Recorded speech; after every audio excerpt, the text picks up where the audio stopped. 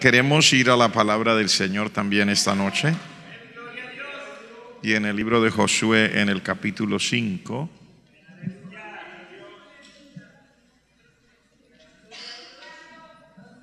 vamos a leer Josué en el capítulo 5.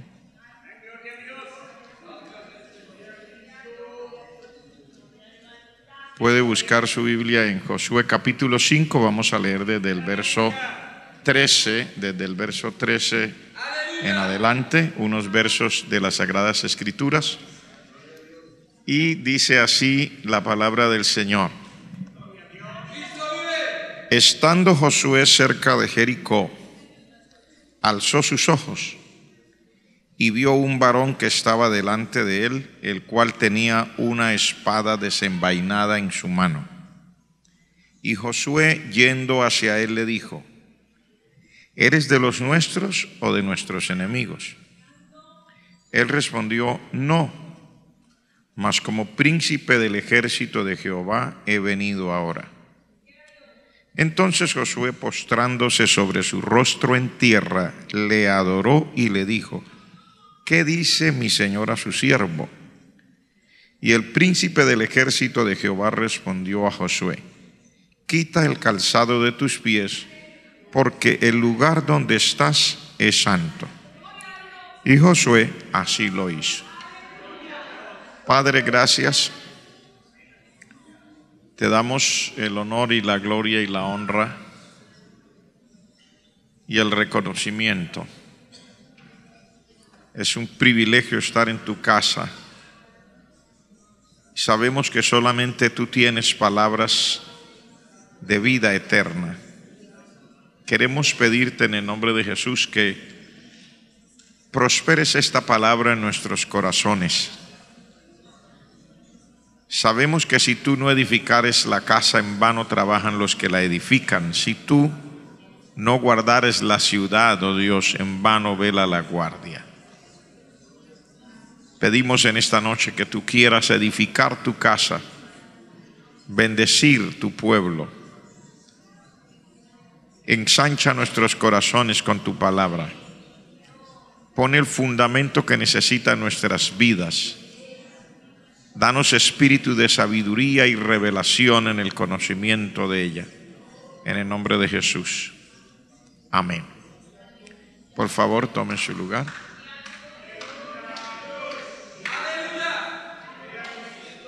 Gloria a Dios. Qué bueno.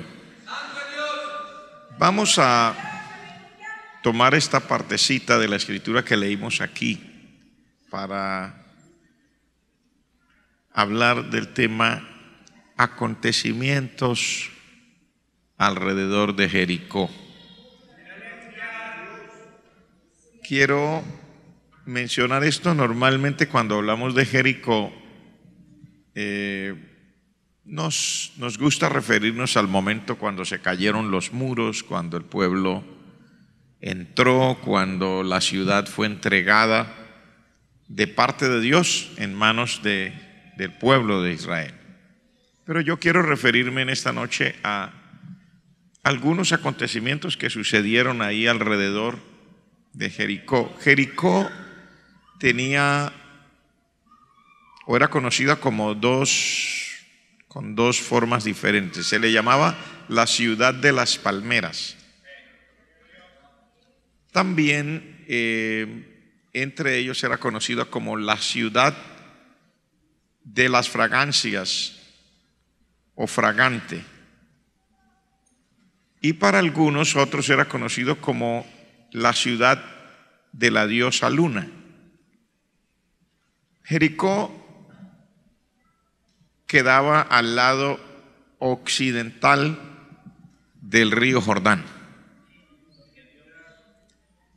Aproximadamente dicen que unos 27, 30 kilómetros de distancia hacia el norte de Jerusalén. La ciudad era amurallada, una de las ciudades más antiguas del mundo. Muy antigua, muy antigua. También tenía la particularidad que la ciudad por estar ahí cerca de ese famoso Valle del Jordán que desciende hacia el Mar Muerto, pues también es una ciudad por debajo del nivel del mar. Se supone que unos 200, 240 metros por debajo del nivel del mar. Esa es la posición geográfica de Jericó. Cuando los israelitas venían, porque ellos tuvieron que andar por el desierto 40 años, ellos subieron por el lado oriental del Jordán. Y para poder entrar a la tierra prometida, ellos tenían que cruzar el Jordán. Y la primera ciudad que estaba entrando ahí era Jericó. Por eso Jericó aparece nombrada con bastante énfasis. En este libro de Josué se menciona bastante, se habla de Jericó en el capítulo 2, el capítulo 3, el capítulo 4, el capítulo 5, el capítulo 6, porque Jericó era muy importante. Para poder entrar a la tierra prometida, tenían que pasar por Jericó. Y como Jericó era una ciudad grande, fuerte, amurallada, con unos muros muy fuertes, entonces era bien difícil. Si el pueblo iba a tomar posesión, si iba a entrar, definitivamente tendrían que entrar por Jericó y tendrían que tener un encuentro allí con Jericó. Y esto queda relatado en los primeros capítulos del libro de Josué. Entonces a eso nos queremos referir. No quiero referirme al momento cuando se entró a la ciudad, cuando se cayeron los muros. Quiero referirme a las cosas que pasaron al comienzo alrededor de Jericó, y estoy hablando de las cosas que pasaron con el pueblo de Dios, con el pueblo de Israel. Lo primero que usted y yo quisiéramos mirar esta noche es que ellos, en los alrededores de Jericó, pues Jericó estaba bien cerca del Jordán, lo primero que tuvieron que hacer fue pasar el Jordán en seco. Era un pueblo muy grande.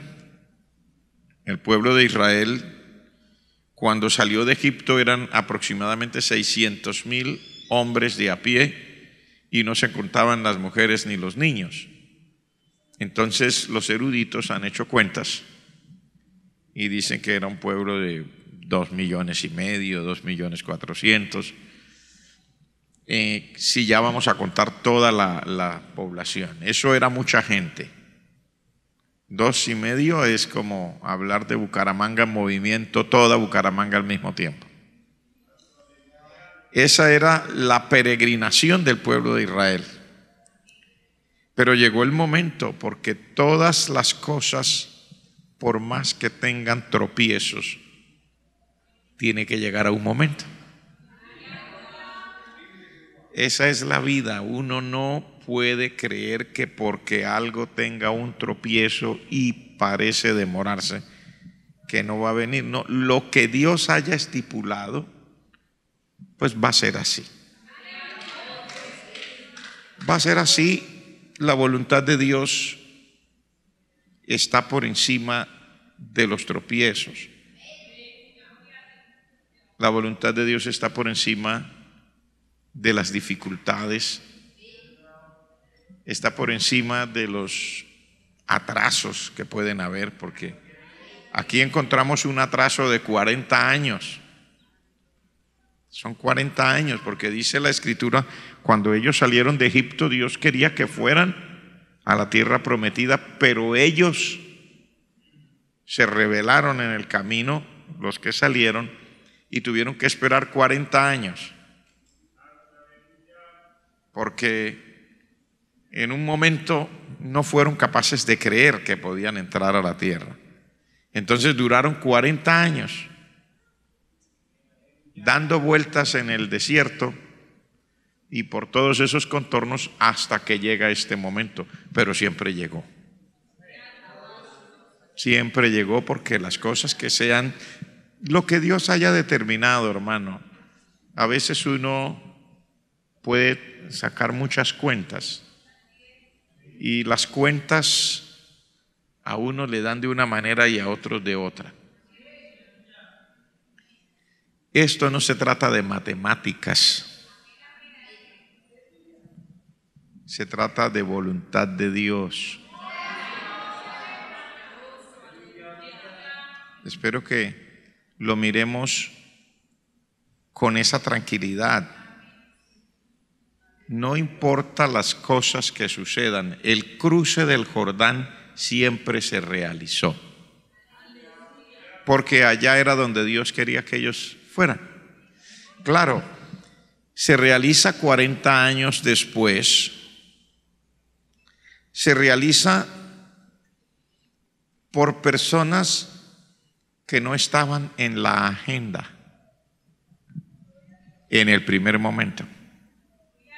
¿Sí? ¿Cómo así, pastor? Sí. Los que entraron no fueron los originales. Los que entraron fueron hijos de esos que en un momento tenían que haber entrado, porque yo se lo voy a leer para que usted entienda lo que quiero decir. En el capítulo 5 dice en el verso 6: porque los hijos de Israel anduvieron por el desierto 40 años, hasta que todos los hombres de guerra que habían salido de Egipto fueron consumidos.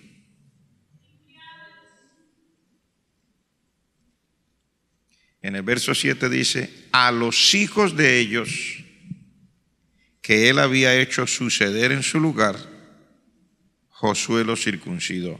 Entonces, mire usted, hay cosas que pueden variar. En este caso, por ejemplo, el pueblo de Israel siempre entró, siempre se cruzó el Jordán, aunque hubo un retraso de 40 años, aunque las personas que se supone que fueran los que iban a entrar de primero no entraron, aunque entraron unos descendientes de ellos, pero la voluntad de Dios es lo que prima en la vida.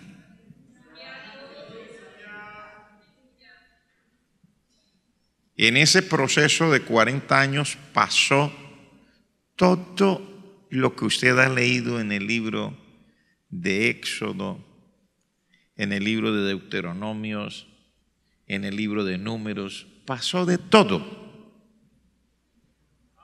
Pero el pueblo llegó al momento en que cruzaron. Vamos a ver ese cruce. ¿Qué quiere decir ese cruce? En la parte que usted lo lee en el capítulo 3 dice: cuando llegó el momento, ya Josué estaba al frente, porque Moisés, el Señor, lo ha llevado a su presencia. Dios le dice a Josué: bueno, entra con el pueblo, cruza el Jordán. Y le dijo: dile a los sacerdotes que llevan el arca que cuando ellos hayan entrado al agua, a la orilla del Jordán, que ellos entren al agua, el río se va a secar, vamos a decirlo de alguna manera. En el capítulo 3 se especifica, dice: allá lejos, en una ciudad, por allá por los lados de Zaretán, por allá arriba, dice: el agua que venía bajando se detuvo como en un montón. ¿Qué quiere decir? Se formó una represa. ¿Cómo? No, nosotros aquí para hacer una represa demoramos mucho, ¿cierto? Aquí para hacer una represa, Dios mío, es una obra de mega ingeniería. Es una cosa terrible. Demoramos todo el tiempo de la vida haciendo planeación y luego las constructoras haciendo, y usted ya sabe cuando ha salido mal la construcción de una represa, todo lo que pasa. Hemos tenido experiencias en nuestro propio país. Y eso ha salido por las noticias. Con el Señor no hay problemas. Él hace todo lo que Él quiere, y como dijo el centurión, solo di la palabra.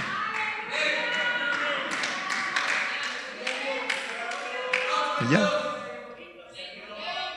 A nosotros se nos hace difícil la vida y se nos hace difícil todo porque somos humanos. Tenemos que hacer las cosas con la fuerza de nuestras manos. Pero hoy estamos aquí para reconocer que eso somos nosotros, no nuestro Dios. Él es Dios eterno. Cuando Él va a hacer algo, hermanos, a veces nosotros nos ponemos a pensar en todas las dificultades que se encuentran en el camino. En este caso, un Jordán que en ese tiempo era diferente al Jordán de ahora. El Jordán de ahora es un río muy pequeño, muy reducido. El paso del tiempo, las aguas que se sacan para la agricultura, etcétera, han hecho que el Jordán sea diferente. En aquel tiempo era un Jordán. Y para pasar un pueblo de ese tamaño, de aproximadamente, digamos que se mantenía el número, 2 millones y medio de personas, el Señor solo le dijo a Josué: dile a los sacerdotes, cuando entren al agua, el río se va a secar, no va a correr más, que se queden ahí hasta que el pueblo haya pasado. Dios hizo que se formara una represa allá arriba, y el resto de aguas que seguían bajando, que iban, porque el Jordán va bajando hasta que llega al mar muerto, pues las aguas acabaron de bajar y quedó el lecho del río seco, y el pueblo pasó por ahí todo. Eso fue una cosa extraordinaria. No sé cuánto se demorarían en pasar. Aquí no dice cuántas horas, pero pasaron. Y cuando terminaron de pasar, entonces Dios le dijo a Josué: ahora dile a los sacerdotes que salgan. Ya ellos habían hecho todo lo que iban a hacer. Salieron y el río volvió a correr normalmente. Que esa es una obra, hermano, cuando se hace una represa como las que nosotros usamos, para mantener el caudal del río se hacen unos cálculos de ingeniería muy terribles, unas compuertas para saber cuánto se abre, cuánto tiempo se demora en salir, cuántos litros por segundo, etcétera, para que pueda haber una afluencia rápida. Y cuando se pasa digamos, el cúmulo de agua, cuando hay muchas lluvias y no se alcanza, hay que abrir las compuertas de la represa para que pase más agua y comienzan a haber inundaciones. Si usted suelta una represa,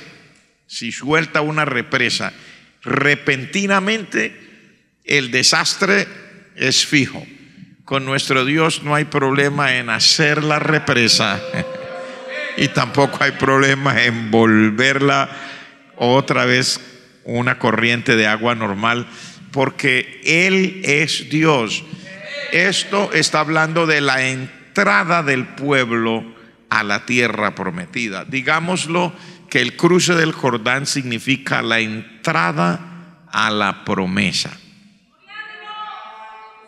Y yo quiero decirle esto porque la vida que Dios haya determinado para cualquiera de nosotros no va a ser detenida, sino que Dios, en su misericordia, porque tenemos que entender que es su misericordia.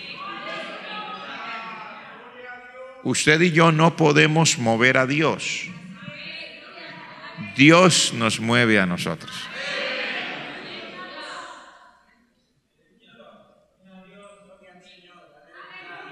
La palabra del Señor dice en el libro del Salmo: si Jehová no edificare la casa, los que la edifican se matan en vano. O sea, no se trata de las fuerzas, de las capacidades, de las habilidades, de mi dinamismo. No. Lo que Él haya determinado es porque Él es Dios. Y por eso nunca debemos dejar de darle la gloria al Señor. Y darle la gloria a Dios no es solo dar un grito aquí, porque darle la gloria a Dios por lo que Él ha hecho es mucho más que momentáneamente decir gloria a Dios. Es un reconocimiento permanente cuando hablamos, cuando conversamos, cuando soñamos, cuando nos reunimos. Es un reconocimiento continuo de que Él siempre es el que está detrás de todos los acontecimientos buenos que nos han acontecido a nosotros. Eso no puede ser solamente un momento de efusividad. Debe ser un estado permanente. Amén. Debe ser un estado permanente donde al ser investigado o al testificar o al sentarme a la mesa o al hablar con los seres queridos, a veces con una sola persona en un sitio solo, tranquilo o donde hay mucha gente, la actitud esté ahí. Siempre el que lo hace es el Señor. Y fuera de Él no hay absolutamente nada ni nadie. Por eso el Señor nos invita a mantener esta claridad, porque entrar en la promesa de Dios no es nada que usted y yo hayamos logrado. No, es algo que Él nos ha dado. Es muy diferente. No es algo que yo haya logrado. Sí, usted y yo oramos, sí, usted y yo ayunamos, sí, usted y yo buscamos, sí, amén, sigamos haciendo, seguimos orando, pero no importa. Y dice, si Jehová no lo hace, el que se esfuerce no lo va a lograr. No lo va a lograr. ¿Por qué no lo va a lograr? Porque el Señor, que es el que puede hacerlo, no lo está haciendo. Y nosotros somos como la flor del campo, dice la palabra. Nosotros, los seres humanos, somos como un accidente en la vida. Somos más frágiles de lo que nosotros nos imaginamos.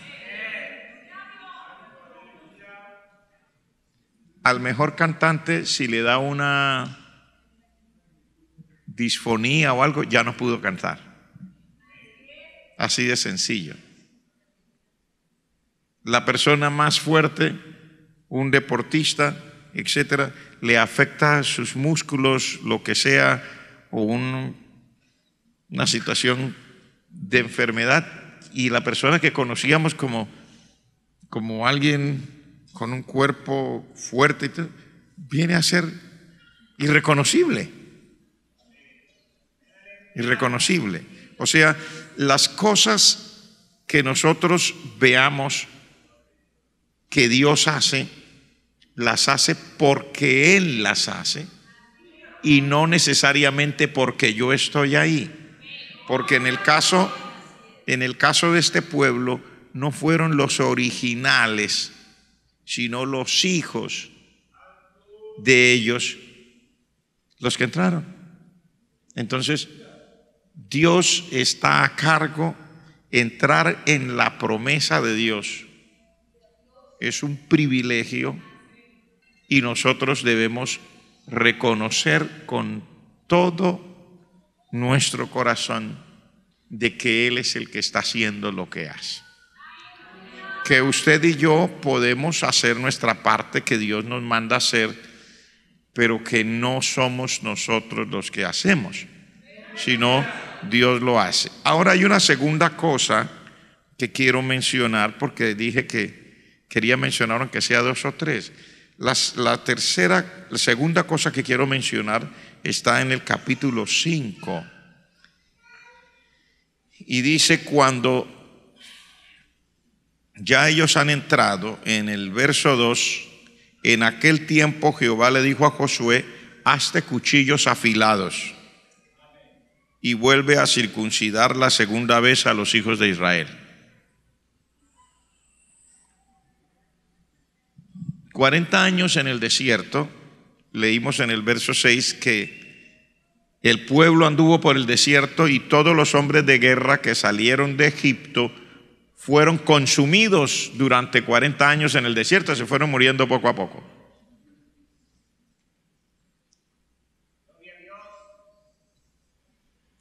Y los hijos de ellos fueron los que quedaron para entrar en la promesa, para entrar en la tierra de Canaán. Pero durante esos 40 años en el desierto, a medida que fueron naciendo estos muchachos que ahora son hombres, pues no se habían circuncidado. Por las razones que sean. Usted y yo tenemos el derecho a especular todo lo que queramos. La realidad es, no estaban circuncidados.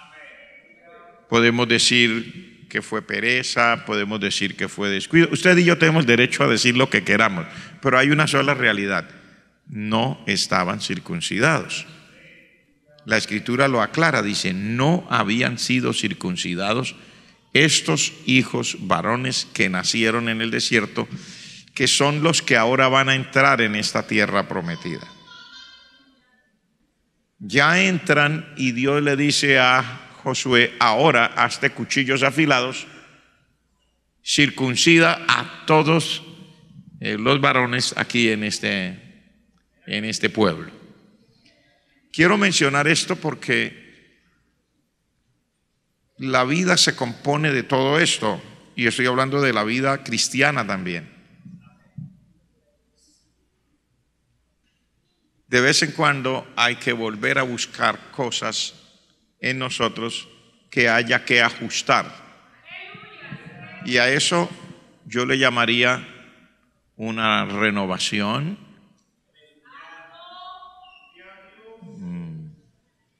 ¿Qué otra manera podríamos llamarlo?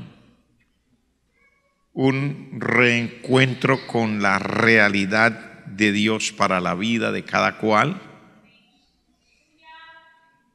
Porque aunque nosotros tengamos muchas cosas buenas,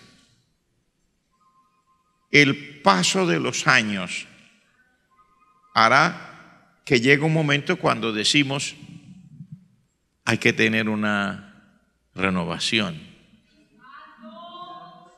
o hay que tener un reencuentro. Tal vez el que cantaba ya no canta tanto, o tal vez el que ayunaba ya no ayuna tanto, o tal vez el que evangelizaba ya no evangeliza tanto, tal vez el que oraba está orando menos, o el asistente a la iglesia ya no asiste tanto. Cualquier cosa puede pasar. Y entonces Dios le dice a Josué: haz cuchillos afilados y circuncida otra vez al pueblo. O sea, la voluntad de Dios es que nosotros podamos estar en el plan original de Él. No es que nosotros por alguna razón seamos personas que queremos hacer las cosas mal. No. Pero usted nota en la Escritura que a cada rato encontramos situaciones como estas. A Elías Dios le dijo: vuélvete por tu camino. Era un profeta. A Isaías Dios le dice: esto ha tocado tus labios, este carbón encendido, es quitada tu culpa, es limpio tu pecado. Y así sucesivamente a cada uno a Joel Dios le dice que el pueblo se convierta de nuevo. O sea, este momento en la vida no puede ser ajeno para ninguno de nosotros. Porque si no se hace esto, si no se vuelven a conseguir esos cuchillos afilados y si no se vuelve a hacer la circuncisión de los que por alguna razón no están circuncidados, se está perdiendo la esencia, porque esa era la identidad del pacto que Dios había hecho con el pueblo. Entonces usted y yo tenemos una identidad con Dios que no se debe perder.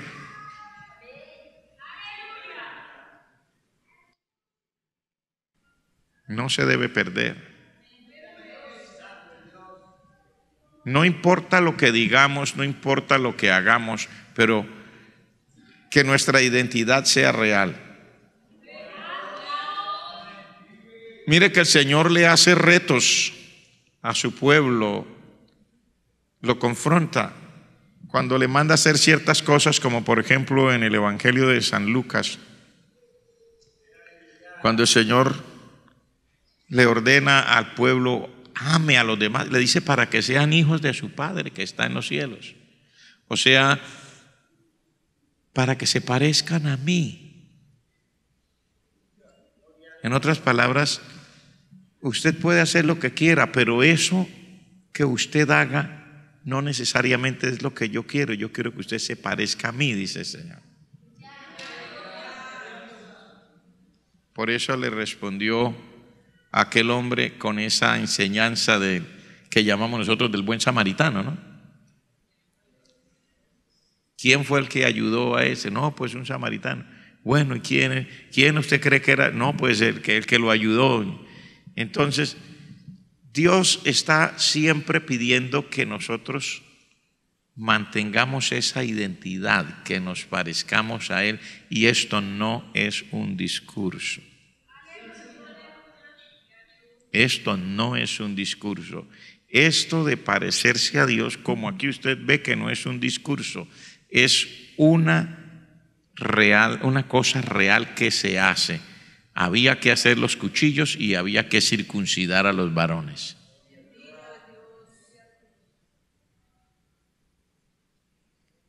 Y habrá momentos en que la vida nos exige cosas como estas. ¿Qué cosas? En el caso de ellos, por ejemplo, circuncidarse era lo que los hacía mantener la identidad como pueblo de Dios,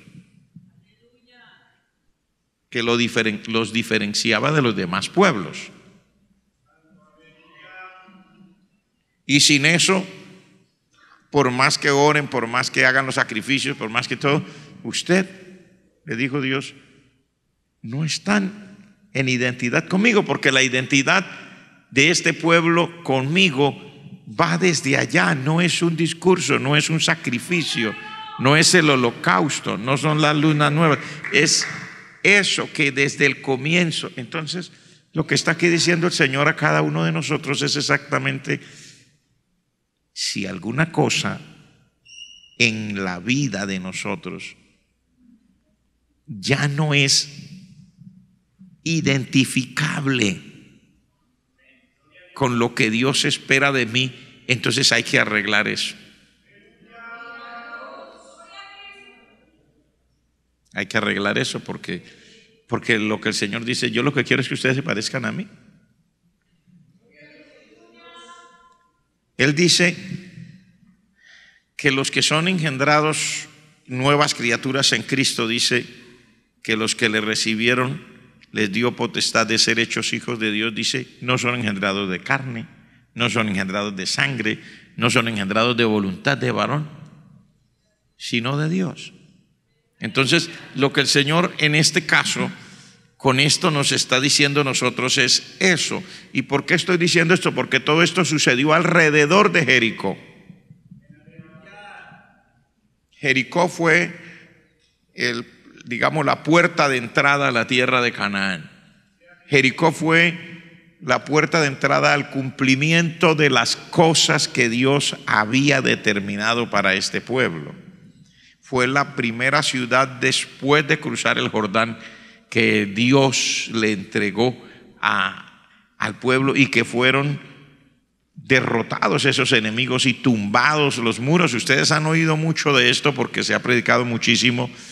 Y después de esto, pues ya Israel quedó en una posición ahora de ventaja, no solamente la fama de lo que Dios había hecho antes, no solo la fama de cuando el río Jordán se seca y deja pasar al pueblo, sino también cuando se enfrentan a las ciudades y a los muros, Dios está con ellos. Pero estos acontecimientos alrededor son, digamos, como la preparación para que estas cosas realmente se den en la vida de nosotros. Porque Dios tiene muchas cosas preparadas. Todo lo que Él ha dicho en su palabra es una realidad que Él quiere cumplir. El deseo de Dios es que nosotros podamos caminar en todo lo que Él ha preparado. Somos nosotros los que ahora tenemos que mirar, de acuerdo a esta palabra, que hay cosas que el Señor espera que nosotros mantengamos para que podamos andar en lo que Él ha determinado para nuestras vidas. Ahora quiero hablarles ya de una tercera cosa y con esto terminar esta parte en esta noche. Porque 40 años estuvieron ellos en el desierto y ahora acaban de entrar a la tierra de Canaán. Por 40 años el pueblo de Israel comió en el desierto un pan que ellos le pusieron un nombre porque ellos nunca lo entendieron. Comieron un pan que a ellos pues, como que no les gustó mucho tampoco. Por eso el nombre es maná. Maná quiere decir, ¿qué es esto? Dice que era como unas pequeñas semillas como con sabor a miel. Era como un pan dulce. Y a nosotros, pues, no nos gusta siempre comer lo mismo. Somos muy exquisitos, ¿cierto? Y resulta que al pueblo le llovía pan del cielo. ¿A cuánto le gustaría que le llueva pan del cielo? A todos nos gusta que nos llueva pan del cielo, ¿cierto? El asunto es que es fácil decirlo así, pero comer pan al desayuno, pan al almuerzo y pan a la comida. Hay personas que en una semana ya estamos en problemados. De hecho, el pueblo de Israel también estuvo en problemas. ¿Ustedes se acuerdan que ellos se quejaron? ¿Se acuerdan que ellos pidieron? Nos acordamos de los pescados de Egipto y nos acordamos de las cebollas o sea, nos acordamos de la comida de salecita guisada.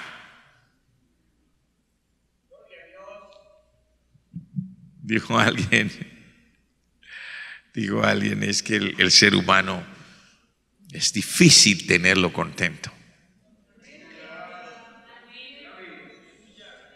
Cuando comemos solo comida de sal, entonces decimos, ay, pero algo de dulce.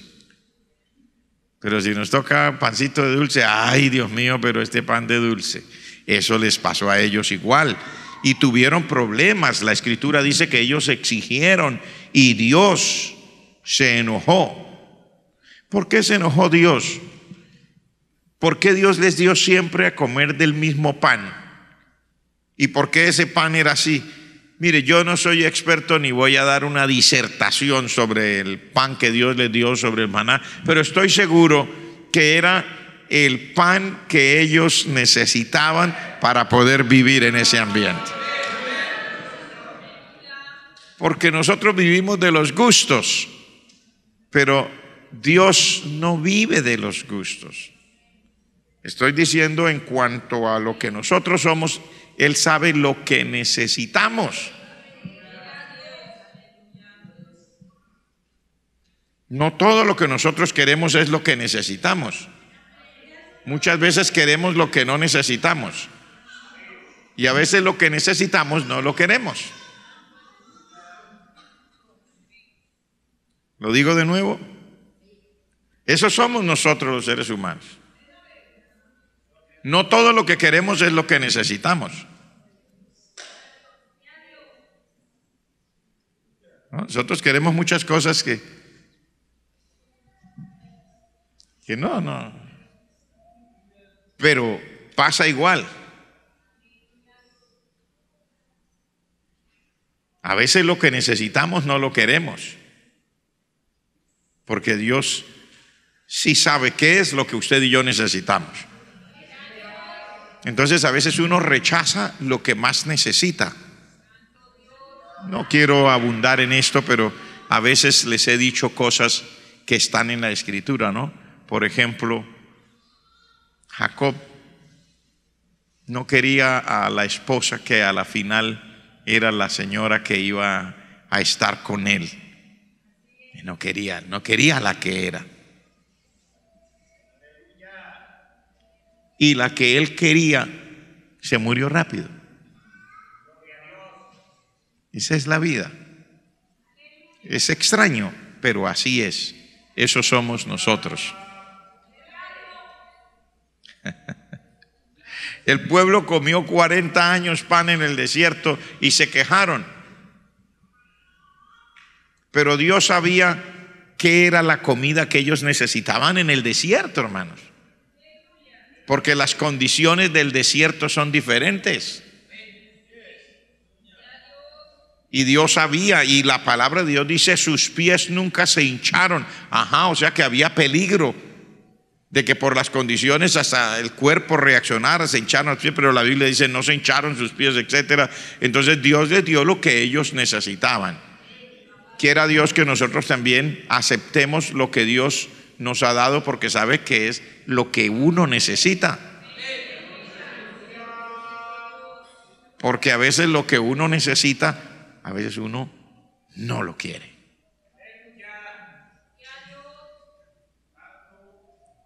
Y Dios nos ayude. Dios nos ayude a entender que estas cosas son dadas por Él. Las cosas que uno necesita, realmente Dios las organiza. Bendito sea el nombre de Dios. Pero en el verso 10 de ese capítulo 5 dice: los hijos de Israel acamparon en Gilgal. Celebraron la Pascua a los 14 días del mes, por la tarde, en los llanos de Jericó. Al otro día de la Pascua comieron del fruto de la tierra, los panes sin levadura, y en el mismo día comieron espigas nuevas tostadas. Y el verso 12 dice: y el maná cesó el día siguiente, después que comenzaron a comer del fruto de la tierra. Y los hijos de Israel nunca más tuvieron maná, sino que comieron de los frutos de la tierra de Canaán aquel año. O sea, también hubo un punto nuevo de partida. Un punto nuevo de partida, donde ya las cosas cambian. Y no las cambiaron ellos, las cambió Dios. Uno tiene que tener esa tranquilidad de saber que Dios es el que sabe hasta cuándo necesitamos el maná y cuándo ya no será maná sino otro tipo de comida. En este caso comieron del fruto de la tierra de Canaán. Y ya no iba a ser más como fueron 40 años, todo gratis.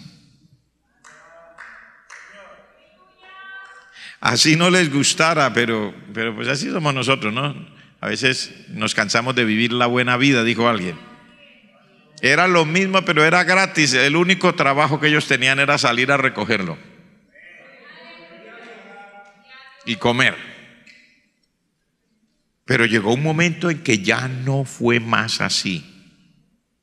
Cuando ellos entran en esa promesa, o sea, cruzan el Jordán. Cuando ellos hacen esta, digamos, renovación, cuando ellos ya hacen lo que se tenía que hacer, se circuncidan los varones y todo, y entonces celebran la Pascua, dice, al otro día ya comieron pan sin levadura, espigas tostadas, dice, y al día siguiente ya no le llovió más maná. Porque llovía, literalmente llovía, el pan llovía. Era como si estuviera lloviendo, pero llovía, era pan.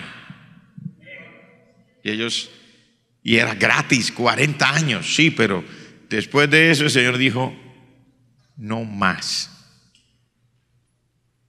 Ahora ya hay tierra para cultivar, a cultivar mis estimados. Póngale las espaldas al sol.